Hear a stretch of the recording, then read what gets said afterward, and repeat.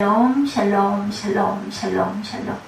하나님 사랑합니다. 여러분 주 안에서 사랑합니다. 잠언 26장 13절에서 16절 말씀입니다.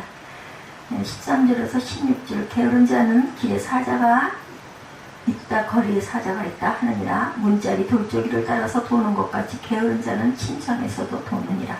게으른 자는 그 손을 그릇에 넣고도 입으로 올리기를 괴로워하느니라. 게으른 자는 사리에 맞게 대답하는 사람 7보다 자기를 지혜롭게 여기느니라. 게으른 자, 게으른 자에 대한 이야기죠. 마태복음 25장 1절에서 30절에 보면 우리가 너무나 잘 아는 열처녀 비유와 달란트 비유가 나옵니다. 미련한 5처녀는 졸며 자다가 기름을 준비 못해 혼인잔치에 들어가지 못하죠. 또한 게으름이 사람으로 깊이 잠들게 하고 영육간에 줄이게 한다라고 말씀합니다. 미련한 5처녀는 졸며 자다가 기름을 준비하지 못해 혼인잔치에 들어가지 못해요. 이 마태복음 25장 1절에서 14절 내용입니다. 게으름이 사람으로 깊이 잠들게 하는 영육간에 줄이게 한다. 잠언 19장 15절이기도 합니다. 그리고 달란트 비유에는 두 종류의 인간이 등장하죠. 하나는 주인으로부터 5달란트와 2달란트를 받은 종, 다른 하나는 1달란트를 받은 세 번째 종입니다. 처음에 두 종은 주인으로부터 달란트를 받음에 곧 행동을 하죠. 5달란트 받은 자는 바로 가서 그것으로 장사하여 또 5달란트를 남기고 2달란트 받은 자도 그같이 하여 또 2달란트를 남겼을 때 마태복음 25장 16, 7절이죠. 여기서 시간을 가리키는 부사와 구체적인 행위를 보여주는 동사를 찾아볼 수가 있습니다. 바로 가서란 지체하지 않는 삶의 모습이죠. 즉 삶에 대한 적극적인 참여의 태도를 말합니다. 그리고 장사했다는 것은 노동, 애써 노력했다는 것을 가리킵니다. 그러나 두 번째 인간성을 나타내는 세 번째 종은 가서 땅을 파고 그 주인의 돈을 감추어 두었더니 18절에 이렇게 기록하고 있어요. 처음에 두 종은 삶의 현장으로 발어나갔으나 세 번째 종은 두려워하여 아예 삶의 현장에서 떠나 물러갔다라는 의미입니다. 일하러 나간 것이 아니라 일하지 않기 위해 물러간 것이죠. 여기서 결정적인 차이점이 드러납니다. 처음에 두 종은 자기에게 맡겨진 것으로 바로 일하기 시작했고 세 번째 종은 그것을 땅에 묻어두어 주인이 올 때까지 아무 일도 하지 않았어요. 이런 대조적인 삶의 모습을 본 주인은 다음과 같이 말합니다. 먼저 첫 번째 종과 두 번째 종을 향해 잘하였도다 착하고 충성된 종하고 칭찬합니다. 그리고 세 번째 종은 충성을 향해서는 악하고 게으른 종이다 엄중하게 꾸중하죠. 여기서 악하다는 말에 앞에 착하다는 것과 대조를 이루죠. 나쁘고 부족하며 윤리적으로 부덕한 죄악이라는 뜻. 또 게으르다는 것은 적당한 시간에 해야 할 것을 늦추는 것을 말합니다. 즉 시간을 소모하며 해야 할 일을 머뭇거리고 미루는 것이죠. 이 말은 앞에 충성되다는 말과 대조를 이룹니다. 따라서 게으르다는 것과 악하다는 것은 동의어라 이렇게 볼 수가 있겠죠. 본래 잠언 26장 13절 이하의 말씀은 미련한 사람 또 한 가지 다른 면을 말씀하고 있어요. 그것을 할 일 없이 빈둥빈둥 돌아다니면서 자신의 게으름을 변명하려고 하는 사람, 사람이 어리석음 때문에 게을러지듯이 또한 게으름이 사람을 어리석게 만듭니다. 오늘 13절에 게으른 자는 길에 사자가 있다 거리에 사자가 있다 하느니라. 게으른 사람이 실제로 두려워하는 것, 그것은 길과 거리를 두려워한다. 길과 거리를 말하자면 일해야 할 장소고 가야 할 그 여정이죠. 근데 게으른 사람은 말하기를 싫어하기 때문에 수고로움의 일을 아예 피합니다. 일을 하려고 할 때 게으른 사람은 무엇보다 생각해요? 길에 있는 사자부터 생각을 합니다. 말을 하려고 할 게으른 사람은 길에 있는 사자부터 생각한다. 게으른 사람은 세상 일이나 신앙의 일이나 부지런한 일하라고 요구를 받으면 의뢰 길에는 사자가 있어서 위험해서 못 간다. 핑계부터 대죠. 그런 일은 자기로서는 감당할 수 없는 난관과 위험이 도사리고 있기 때문에 어떻게 할 수 없다 이렇게 말하죠. 시편 104편 20절부터 23절까지를 보면 사자에 대한 말이 나옵니다. 주께서 흑암을 지어 밤이 되게 하시니 산림의 모든 짐승이 기어나오나이다. 젊은 사자가 그 작은 것을 쫓아 부르짖으며 그 식물을 하나님께 구하다가 해가 돋으면 물러가서 그 구련에 놓고 사람은 나와서 노동하며 저녁까지 수고하는도다 이렇게 말하고 있습니다. 이렇게 사자는 해가 돋으면 물러가서 구렬에 놓는데 게으른 사람은 거리에서 사자가 있다고 생각을 한다는 거.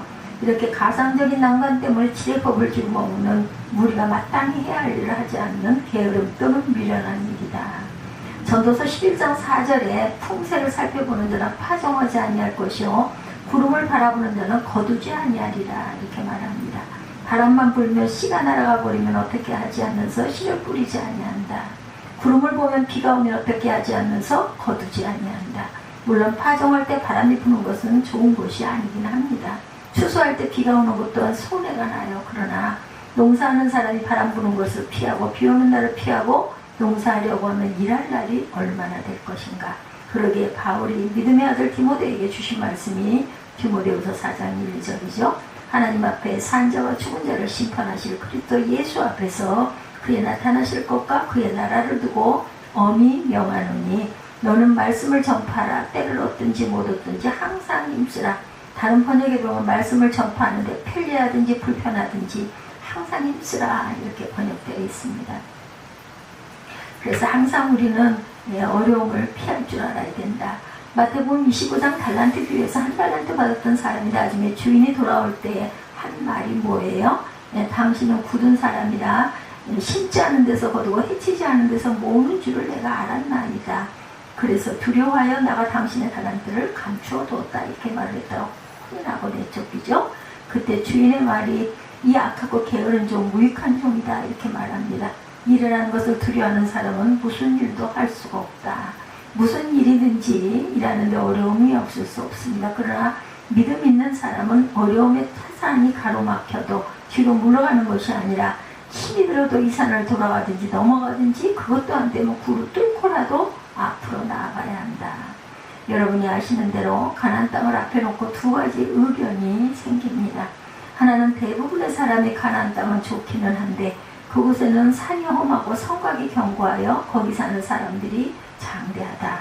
그러니 그 땅을 점령할 수 없을 것이다 하고 무서워서 가나안 점령을 포기하죠. 다른 하나는 그곳에 산이 험하고 성곽이 높고 견고하며 거기 사는 사람들이 장대한 것이 사실이나 그 땅은 하나님이 우리에게 이미 약속하신 땅입니다. 하나님이 우리와 함께 하시면 능히 그 땅을 점령할 것을 믿습니다. 어려움이 없다는 말이 아니라 못할 것은 아니다. 앞으로 나아갑시다 한 거예요. 행하고 나아갑시다. 믿음이죠. 믿음 있는 사람은 못할 일이 없어요. 믿는 만큼 됩니다. 우리가 승리하는 24년, 25년 또한 26년 되기를 바라는가. 두려운 생각, 염려되는 생각이랑 버리고 주님 편에 서서 힘있게 앞으로 진행해 나가야 합니다. 반드시 여러분의 앞날에 축복이 있을 것을 믿습니다. 14절 문짝이 돌저기를 따라서 도는 것 같이 게으른 자는 침상에서 구르느니라. 조금 전 13절에 자기가 마땅히 해야 할 일 앞에서 두려워 게으른 자를 보았는데 14절에는 자기 안일에 빠져서 게으른 사람을 말씀합니다. 침상에서 한쪽으로 누워있다가 그쪽이 실증나면 다른 쪽으로 돌아눕는다. 해는 이미 뜬 지 오래고 부지런히 일어나 일해야겠는데 여전히 침상에 누워서 문짝에 돌저기를 따라 도는 것처럼 벗어나지 못하고 잠자리를 거치지 못하고 그 자리에서 뱅글뱅글 돈다는 거죠. 소변을 보아야 되는데도 자리에서 떠나지 못하고 그렇게 있으니까 이불을 뒤집어 쓰고 있으니까 이동식 화장실을 찾아요. 무슨 말이에요? 로마서 8장 5절에서 7절에 육신을 쫓는 자는 육신의 일을, 영을 쫓는 자는 영의 일을 생각하나니 육신의 생각은 사망이요 영의 생각은 하나님과 연수가 되나니 이는 하나님의 법에 굴복하지 아니할 뿐 아니라 할 수도 없습니다. 아직도 육에 속한 사람은 생각하는 것, 말하는 것, 행하는 것이 육신에서 벗어나지 못하고 그 자리에서 뱅글뱅글 돈다. 육신을 따르는 것은 쉽고 영을 따르는 것은 힘이 들기 때문이다. 사람들이 되게 힘든 것보다 쉬운 것을 따라요. 부지런하기보다는 게으른 편이 쉽습니다. 그래서 게으르게 됩니다. 우리의 신앙생활도 마찬가지죠. 문짝도 돌저기를 따라 도는 것까지 그 자리에서 아무런 성장도 없이 왔다 갔다 하기만 한다. 자신의 신앙생활을 한번 살펴보고 내가 처음 믿을 때보다 얼마나 성장했나. 육신에 붙어있는 돌저기에서 벗어나기 바랍니다. 그래서 성경은 밤이 깊고 낮이 가까웠으니 그러므로 우리가 어둠의 일을 벗고 빛의 갑옷을 입자고. 에베소서 4장 22절 이하에 말씀하죠. 너희는 유혹의 욕심을 따라 썩어져가는 구습을 쫓는 옛사람을 벗어버리고 심령으로 새롭게 되어 하나님을 따라 의와 진리와 거룩함으로 지으심을 받은 새 사람을 입으라. 이렇게 말씀합니다. 여러분들 새 사람 입으셨죠? 고로새서 3장 9절에 옛사람과 그 행위를 벗어버리고 새 사람을 입었으니 이는 자기를 창조하신 자의 형상을 좇아 지식에까지 새롭게 하심을 받은 자니라. 이렇게 말씀하고 있어요. 새 사람을 입는다는 말은 우리의 생각, 우리의 지식, 우리의 생활이 새로워졌다. 그리고 잠언 25장 15절에도 게으른 자는 그 손을 그릇에 놓고도 입으로 올리기를 괴로워하느니라. 이것은 마련된 축복을 받은 손도 펴지 아니하면 게으름을 의미합니다. 주님 말씀대로 구하면 주실 터인데 구하지 않는 사람이죠. 찾으면 찾을 터인데 찾지 않고 팔짱 끼고 앉아있는 사람, 그리고 걱정만 하는 사람, 문을 두드리면 열린 터인데 두드려보지도 않고 돌아서는 사람입니다. 믿음의 손을 내밀기만 하면 얼마든지 주시려고 마련된 축복이 있는데 손을 내밀기가 싫어서 축복을 받지 못하는 사람이 얼마나 많습니까? 신앙생활에 게으른 사람은 생명의 양식인 하나님 말씀으로 자신의 영혼을 배불리 먹이기 위해 이렇게 예배당에 나오고 성경권에 참석만 해도 되는데 그것도 하지 않은 사람들이 있죠.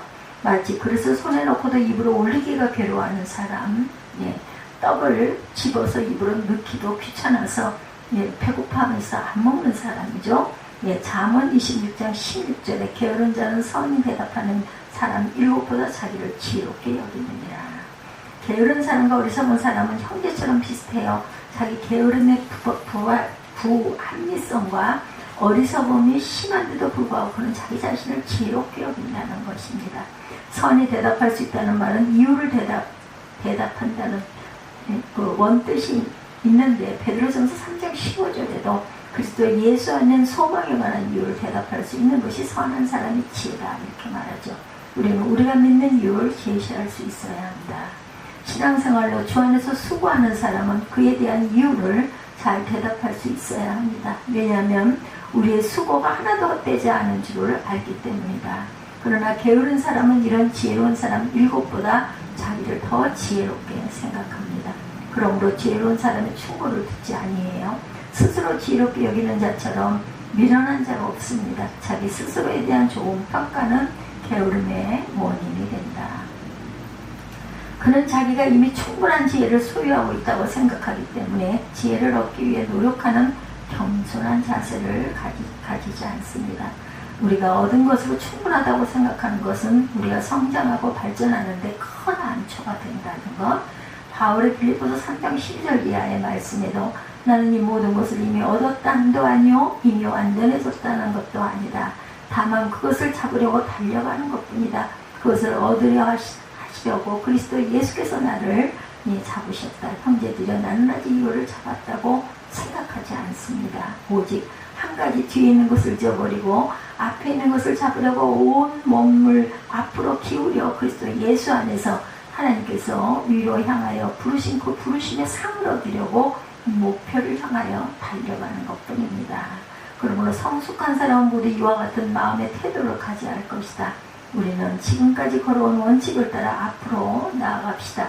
계속 나아가야 합니다. 계속 성장해야 되겠죠. 신앙생활에 생명의 정지란 있을 수가 없어요. 자전거를 타는데 좀 서툴러도 앞으로 나아가면 넘어지지 않습니다. 그럼 멈추면 넘어지고 말죠. 스스로 섰다 하는 사람은 넘어질까 조심하라 성경에 증거하고 있죠. 게으른 사람은 가만히 앉아서 남이 무엇을 하나 살펴보다가 그들을 흠잡는 일에서 즐거움을 누립니다. 자기의 치욕이 될 것을 가지고 자랑하는 그런 게으른 사람에게는 바랄 것이 아무것도 없죠. 뿐만 아니라 게으른 사람은 다른 것 특별한 것이 없으니까 남이 하는 일에 간섭을 잘합니다. 그래서 오늘 본문 17절 말씀에 경고하죠. 길로 지나가다가 자기에게 상관없는 다툼을 간섭하는 자는 개의 귀를 잡는 자와 같으니라. 자기의 일에 바쁜 사람이야 남의 일까지 간섭할 수가 있겠는가. 그거 상관할 것 없이 내가 어떻게 사느냐는 것이 가장 중요한 문제죠. 새해 또 다가오는 새해 성경 말씀대로 부지런하여 게으르지 말고 열심을 품고 주를 섬기십시다. 지금 우리나라가 처한 위기 상황을 생각해 보면서 크리스찬들은 나라를 위해 기도해야 되고 보다 더 큰 건면하고 성실하게 살아가는 모습을 또한 보일 때라는 것. 내가 좀 더 자자 좀 더 졸자 손을 모으고 좀 더 눕자 하나 내 빈궁이 강도같이 오면 내 곰핍이 군사같이 이르리라. 잠언 6장 9절에서 11절입니다. 이런 어리석은 모습의 일생을 보내서는 안 되겠죠. 이제 우리는 졸며 잠자지 말고 깨어 일어나 주어진 하루하루를 부지런하고 열심히 살면서 하나님 보시기에 기쁘시도록 모든 사람에게 덕이 되는 복된 삶을 살아가는 저와 여러분들이 되시기를 주님의 이름으로 축복합니다. 기도하시겠습니다.